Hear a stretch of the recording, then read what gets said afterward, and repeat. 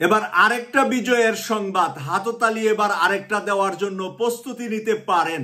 আন্তর্জাতিক অপরাধ ট্রাইব্যুনালে মৃত্যুদণ্ডপ্রাপ্ত সাবেক আওয়ামী লীগ নেতা মুবারক আপিলে খালাস।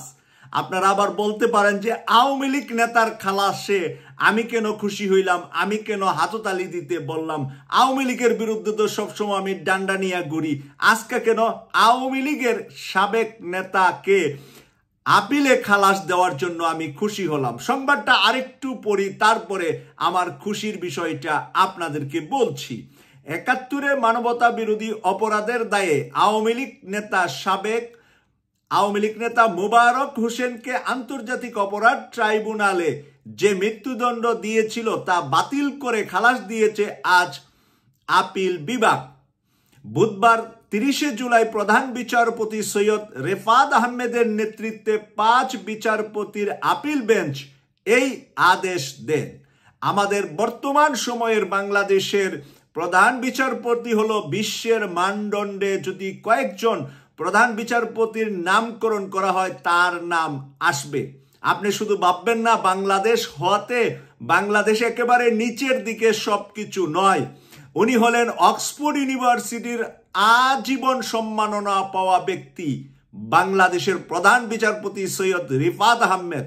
তার শিক্ষাগত যোগ্যতা বিশ্বের বাকি বিচারপতিরা জানেন, কারণ সেটা অক্সফোর্ড থেকে আজীবন অনারেবল এরকম সম্মাননা পাওয়া বিচারপতি বিশ্বের বিভিন্ন দেশের প্রধান বিচারপতির মধ্যে নাই, এটা বাংলাদেশের প্রধান বিচারপতির মধ্যে আছে।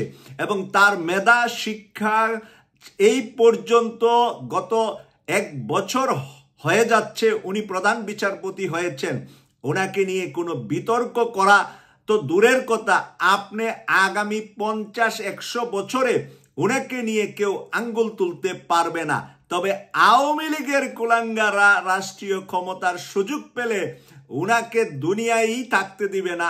আর বলেন যে কি বিচার আর না বিচার, ওদের চোখে উনি কাটা, ওদের চোখে উনি মানে অন্যায় করতেছে এখন, কারণ ওদের প্রত্যেকটা রায়কে উনি বাতিল করে উনি নেই সঙ্গত রায় প্রদান করছেন। আমি কেন বলছিলাম যে হাততালি দেওয়া দরকার? এই কারণে যে আন্তর্জাতিক অপরাধ ট্রাইব্যুনালে যা বিচার করেছে এই ক্যাঙ্গারু মার্কা ট্রাইব্যুনাল, এই ক্যাঙ্গারু মার্কা ট্রাইব্যুনালকে সবাই লাথি মেরে এই ট্রাইব্যুনালের সকল রায় বাতিল করলে যদি আওয়ামী লীগের লোকও সেখান থেকে মুক্তি পায়, সেটা হবে ন্যায় বিচার। আপনি যদি দেশ যেভাবেই চালান, আপনি জাতীয়তাবাদী আদর্শে দেশ চালাবেন নাকি ইসলামী মূল্যবোধের আদর্শে দেশ চালাবেন, ন্যায় বিচার আপনার করতেই হবে।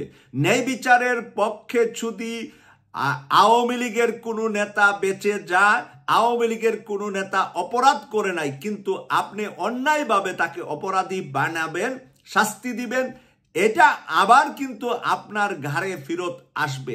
যে কোনো সময় পৃথিবীতে অপরাধ একজনে করলে আর তার শাস্তি তার উপরে আসে, নতুবা তার ছেলে মেয়ের উপরে আসে, নতুবা তার বংশধরের উপরে আসে।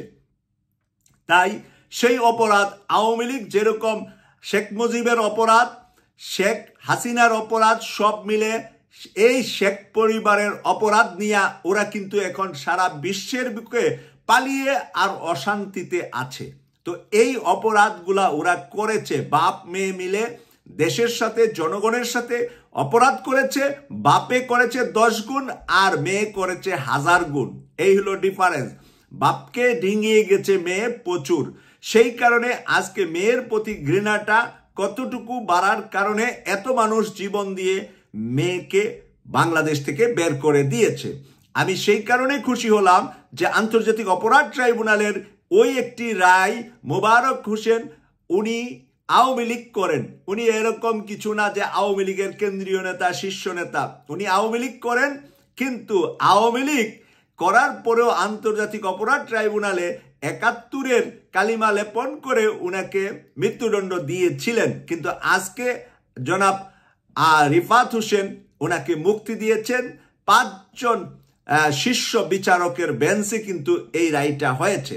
এখানে যা লেগেছে, মুক্তিযুদ্ধকালীন মানবতা বিরোধী অপরাধের মামলায় 2014 সালের 24শে নভেম্বর মোবারক হোসেনকে মৃত্যুদণ্ডের আদেশ দিয়েছিলেন বিচারপতি এনায়েতুর রহিম, বিচারপতি জাহাঙ্গীর হোসেন এবং বিচারপতি আনোয়ারুল হকের সমন্বয়ে গঠিত আন্তর্জাতিক অপরাধ ট্রাইব্যুনাল 1। এই বিচারপতি কুলাঙ্গাদের নাম তো আপনারা জানেন।